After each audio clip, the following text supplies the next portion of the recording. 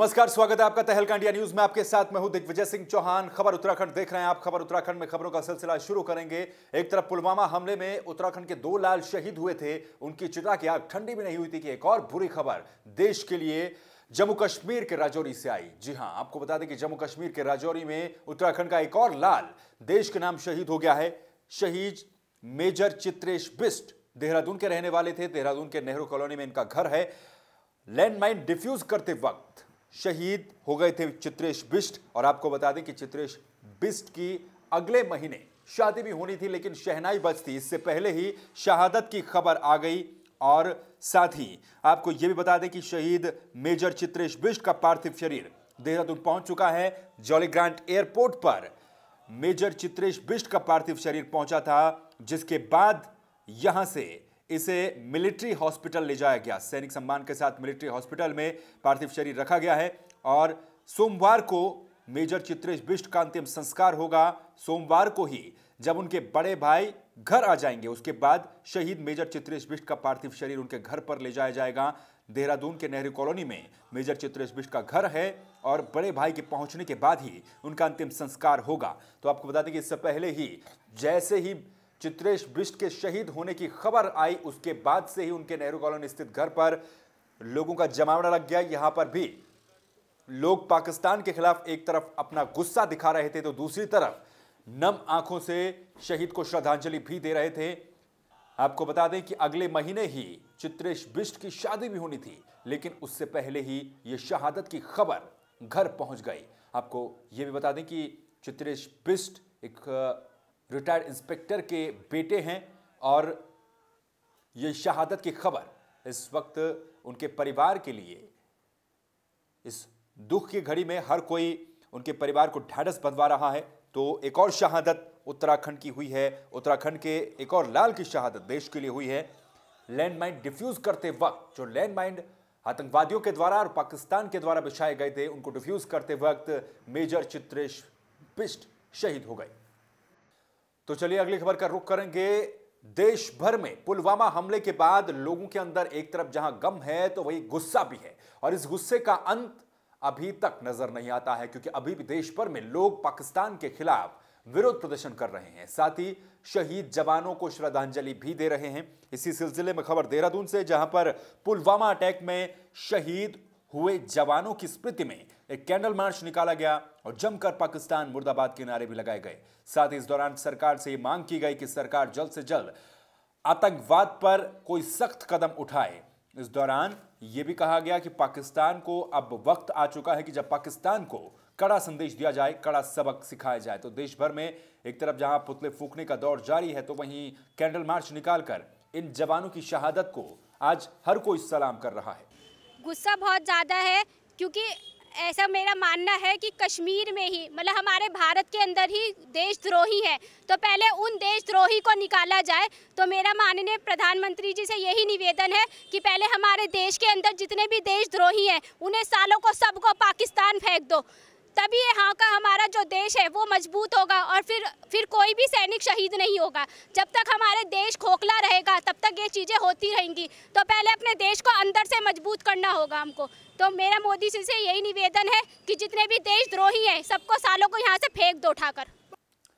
चलिए अगली खबर का रुख करते हैं। पुलवामा अटैक में शहीद हुए उत्तराखंड के मोहनलाल रतूड़ी का पार्थिव शरीर कल हरिद्वार पहुंचा था, जहां पर खड़खड़ी शमशान घाट में उनका अंतिम संस्कार किया गया। और इस दौरान यहां पर भी भारी संख्या में लोग पहुंचे। एक जन सैलाब उनके अंतिम संस्कार के दौरान यहां पर उमड़ पड़ा। हर कोई नम आंखों से शहीद को श्रद्धांजलि दे रहा था, अंतिम विदाई दे रहा था। खड़खड़ी शमशान घाट में गंगा तट पर राजकीय सम्मान के साथ उनका अंतिम संस्कार हुआ।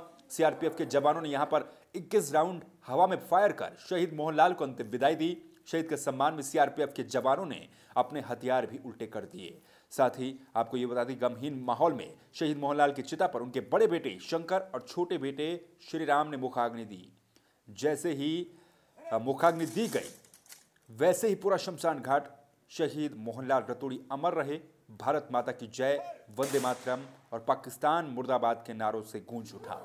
हाथ कभी नहीं बंधे रहे, लेकिन कुछ मजबूरियां ऐसी हैं, हम जनता के बीच में काम करते हैं और हमें ये देखना होता है कि आम जनता को हमारे कार्यों की वजह से तकलीफ ना हो। जिसके हाथ में हथियार नहीं है उसको किसी तरह का नुकसान ना हो। धरना, प्रदर्शन, विरोध ये तो शांत क्षेत्रों में भी होते हैं और ये कश्मीर में भी होते हैं, लेकिन वहाँ फर्क ये है कि इसकी आड़ में आतंकवादियों का साथ देने के लिए कई ताकतें काम कर रही हैं। अब जब इस तरह की चीज़ों को स्पष्ट कर दिया गया है तो मुझे ये उम्मीद है कि आने वाले समय में हम ज़्यादा जोर से आतंकवाद और देश विरोधी ताकतों पर प्रहार कर सकेंगे। ये देवभूमि है और ये वीरों की धरती है। देश की एकता के लिए और देश की सुरक्षा में हमारे तमाम जवान शहीद होते हैं और शायद देश का ये पहला ऐसा राज्य है जहां औसतन एक परिवार से एक व्यक्ति सेना में भर्ती होकर फोर्स में जा कर के और इन सैन्य दलों में पहली पंक्ति में देश की रक्षा करता है। और यदि जनसंख्या के अनुपात में देखेंगे तो 30 करोड़ की 130 करोड़ की जनसंख्या में जिस सीमा तक की कुर्बानी इस उत्तराखंड के नौजवान ने देश के लिए दी है, अब वो इस बात को साबित करता है कि उत्तराखंड की रगों में देशभक्ति का खून बहता है, धड़कता है। चलिए अब खबर लक्सर से है, जहां पर अभी भी पाकिस्तान के पुतले फूके जाने का सिलसिला जारी है। पाकिस्तान के खिलाफ अभी भी यहां पर लोगों के अंदर रोष और गुस्सा नजर आता है। आपको बता दें कि लक्सर में एक बार फिर से कई जगहों पर पाकिस्तान का पुतला दहन किया गया, पाकिस्तान के खिलाफ नारेबाजी भी की गई। इस क्रम में उत्तराखंड किसान मोर्चा के कार्यकर्ताओं ने भी लक्सर के बालावली तिराहे पर पाकिस्तान के खिलाफ जमकर प्रदर्शन किया और पाकिस्तान का पुतला भी फूका। कार्यकर्ताओं का कहना था कि पुलवामा में इस आतंकी हमले के दौरान हिंदुस्तान की आत्मा पर भी वार किया गया है, जो कि बिल्कुल बर्दाश्त के लायक नहीं है। उन्होंने पाकिस्तान पर तुरंत हमला किए जाने की मांग की। कार्यकर्ताओं ने कहा कि इस मामले में पूरा देश एकजुट होकर केंद्र की सरकार का सहयोग करेगा। फिर किस बात का इंतजार किया जा रहा है जब सहयोग पूरे देश का है? अब बस एक ही मकसद होना चाहिए कि पाकिस्तान पर जल्द से जल्द कोई एक बड़ी कार्रवाई की जाए। हमारे यहाँ पुलवामा में जो 42 सेकंड शहीद हुए हैं, उसमें हमारा देहरादून से भी एक सैनिक था जिसका आज अंतिम संस्कार हरिद्वार में किया जा रहा है। और बाकी हमारे बहुत सारे भाई जो आज शहीद हुए हैं उनके उपलक्ष्य में हमने आज एक तो अपने यहाँ कैंडल मार्च किया और पाकिस्तान का मुद्दा पुतला दहन किया जा रहा है, जिसमें आतंकवाद के खिलाफ हम प्रधानमंत्री जी से कहना चाहेंगे कि वो जो हमारे तुरंत कार्रवाई की जाए और पाकिस्तान के खिलाफ सख्त कार्रवाई की जाए।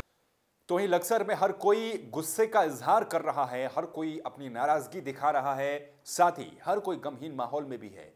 आपको बता दें कि लक्सर में पुतला फूका गया है पाकिस्तान का और इसी क्रम में ई रिक्शा चालकों ने भी पाकिस्तान के खिलाफ नाराजगी जाहिर की, पाकिस्तान के खिलाफ जुलूस निकालकर प्रदर्शन किया और पाकिस्तान का पुतला भी फूका। रिक्शा चालकों ने पूरे जुलूस के दौरान पाकिस्तान और आतंकवाद के खिलाफ जमकर नारेबाजी की और प्रधानमंत्री से पाकिस्तान पर तुरंत कार्रवाई करने की मांग की। इस दौरान लक्सर के सैकड़ों की संख्या में लोगों ने भी इस जुलूस में शामिल होकर पाकिस्तान के खिलाफ नारेबाजी की। इस दौरान लक्सर नगर पालिका अध्यक्ष भी रिक्शा चालकों के साथ नजर आए। वहीं इनका कहना था कि पुलवामा में हमारे सैनिकों का जो खून बहा है वो बेकार नहीं जाएगा, खून का बदला खून से लिया जाना चाहिए। इन लोगों के मन में जो ये पुलवामा में जो हादसा हुआ है, आतंकवादी हमला करा है, बहुत ज़्यादा दुख प्रकट कर रहे हैं। इन लोगों के मन में इतना दुख है कि ये लोग आज अपना सारा काम छोड़कर केवल अपने मन में देशभक्ति और जो है नरेंद्र मोदी से यही अपेक्षा रखते हैं। चलिए अब खबर लाल कुआं से है, जहां पर राज्य निर्वाचन अधिकारी पहुंची और उन्होंने तहसील परिसर का जायजा लिया। तहसील परिसर का जायजा लेने के दौरान स्ट्रांग रूम का भी जायजा लिया, जहां पर ईवीएम मशीन और वीवीपैट मशीनें रखी जानी। आपको बता दें कि सुरक्षा के प्रबंध इस दौरान देखे गए। इसके अलावा मुख्य निर्वाचन अधिकारी सौजन्या ने लालकुआं तहसील में रखी गई ballot unit, control unit, VVPAT और ईवीएम की सुरक्षा को और बढ़ाने के निर्देश भी दिए। मुख्य निर्वाचन अधिकारी सौजन्या के साथ ही जिलाधिकारी विनोद कुमार सुमन और एसएसपी सुनील कुमार मीणा भी मौजूद रहे। इस दौरान राज्य मुख्य निर्वाचन अधिकारी सौजन्या ने बताया कि आगामी लोकसभा चुनाव के मद्देनजर पूरे राज्य में ईवीएम और वीवीपैट की सुरक्षा को लेकर उनके द्वारा निरीक्षण किया जा रहा है। इसके साथ ही निर्वाचन विभाग किस तरह से मतदान प्रतिशत बढ़ाए, इसके लिए भी जागरूकता अभियान चलाए जा रहे हैं। साथ ही केंद्रीय निर्वाचन आयोग की गाइडलाइन के अनुसार निर्वाचन प्रशिक्षण कार्यक्रमों का भी आयोजन किया जा रहा है। साथ ही इस दौरान सभी लोगों को प्रशिक्षण दिया जा रहा है ताकि चुनाव करवाने में किसी भी तरह की कोई दिक्कत न हो सके। लोकसभा 2019 का प्रिपरेशन के लिए हम हर ज़िले में जा रहे हैं और FLC करने के बाद जो हमारा EVM है उसका FLC करने के बाद स्ट्रांग रूम में उसको कैसे रखा गया है, उसका पूरा सिक्योरिटी है या नहीं है, उसके बाद पर्याप्त मात्रा में हमारा कंट्रोल यूनिट, बैलेट यूनिट और VVPAT है या नहीं, उसके बाद जो उसका अवेयरनेस प्रोग्राम जो चलनी है और गांव-गांव में जाके उसका डेमोन्स्ट्रेशन करानी है, उसका रिव्यू, उसके बाद जो हमारा वल्नरेबिलिटी मैपिंग और क्रिटिकल बूथ्स का जो मैपिंग है, वेबकास्टिंग कौन कौन सी बूथ्स में करनी है और वहाँ पे नेट कनेक्टिविटी है या नहीं। तो खबर उत्तराखंड के इस बुलेटिन में फिलहाल यहाँ पर वक्त हो चला है एक छोटे से ब्रेक का। ब्रेक के उस पार कुछ और खबरें।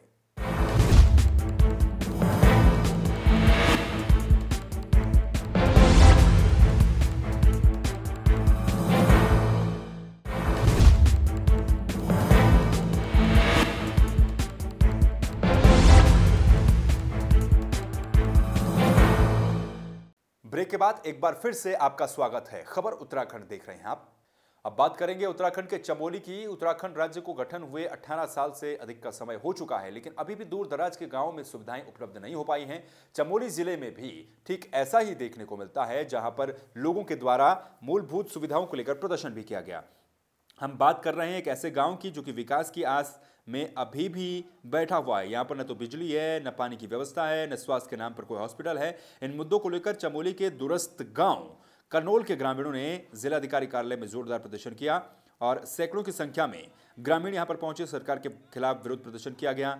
उनका कहना था कि पिछले 18 सालों से सरकार को हम विकास का आईना दिखा रहे हैं, लेकिन यहां पर न तो सड़क की उचित सुविधा है, न स्वास्थ्य के नाम पर अस्पताल है। ग्रामीण आज भी मीलों पैदल चलने को मजबूर है। उनका साफ तौर पर यह कहना कि जल्द ही उनकी मांगे नहीं मानी गई तो आमरण अनशन करने पर मजबूर हो जाएंगे। आपको हम ये भी बता दें कि इस मौके पर महिलाओं का कहना था कि 18 फरवरी को अपने छोटे बच्चों के साथ वो जिला मुख्यालय पहुंचेंगी और अब आमरण अनशन करने को भी ये लोग मजबूर हो जाएंगे।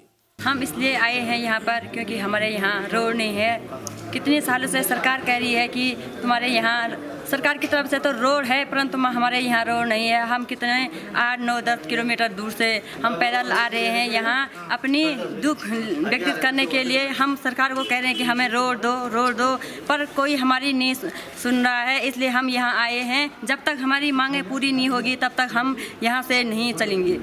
महोदय, हम विकासखंड घाट की जनपद चमोली के अंदर विकासखंड घाट है, ग्राम करनोल सुदूरवर्ती क्षेत्र है, जहाँ की अभी भी 10.5 से 11 किलोमीटर पैदल चलना पड़ता है और सबसे हिल एरिया का गांव है। हम एक तरफ से समझे तो हम सेना के बॉर्डर पे हैं, हम सुरक्षा भी कर रहे हैं इस देश की। तो हमारे गांव में मोटर मार्ग अभी तक नहीं है। 20 वर्ष पहले से 18 वर्ष पहले से हम लोग मांग करते हैं और शासन प्रशासन सभी लोग कहते हैं कि हाँ आपका कार्य हो जाएगा, आपके लिए मोटर मार्ग मिल जाएगा, परंतु अभी तक हमें निराशा ही निराशा है। चलिए खबर रुड़की से है। प्रदेश भर में डॉक्टरों ने सरकार के खिलाफ अपनी नाराजगी जाहिर की है। रुड़की में भी डॉक्टरों ने नाराजगी जाहिर करते हुए सरकार के खिलाफ प्रदर्शन किया, साथ ही सीएम को भी घेरा। आपको बता दें कि सभी डॉक्टरों ने सीएम त्रिवेंद्र सिंह रावत पर हमला बोलते हुए कहा कि सीएम त्रिवेंद्र सिंह रावत निजी अस्पतालों पर गुस्सा निकाल रहे हैं। उत्तराखंड में CEA एक्ट 2010 लागू करने से नाराज प्रदेश भर के डॉक्टरों ने अपने अस्पतालों में कार्य बहिष्कार कर दिया है। अस्पतालों पर ताले लटके हैं। डॉक्टरों के अस्पतालों में तालाबंदी से बाहर से आने वाले मरीजों को परेशानियों का सामना भी करना पड़ रहा है। अब सभी डॉक्टरों की नज़र काशीपुर में होने वाली बैठक पर है। काशीपुर की बैठक के बाद ही डॉक्टर्स अगली रणनीति तय करेंगे। शहर के सभी IMA और IDA ब्रांच के डॉक्टर्स की बैठक में निर्णय लिया गया कि सरकार ने कानून को स्वास्थ्य सेवाओं के सुधार के लिए बनाया था, लेकिन कई साल बीत जाने के बावजूद भी इस कानून को देश में लागू नहीं किया गया। डॉक्टरों ने सीएम त्रिवेंद्र सिंह रावत पर वादा खिलाफी का भी आरोप लगाया है। सीएम का डॉक्टरों के साथ ही उन्होंने ये भी आरोप लगाया कि सीएम के पास समय नहीं है डॉक्टरों से मिलने के लिए। चलिए अब खबर लक्सर से है, जहां पर ट्रैफिक पुलिस कुछ बच्चों को अपने साथ शामिल करने जा रही है। जी हां, आपको बता दें कि ये बच्चे ट्रैफिक पुलिस की सहूलियत के लिए और ट्रैफिक व्यवस्था को सुव्यवस्थित करने के लिए शामिल किए जा रहे हैं।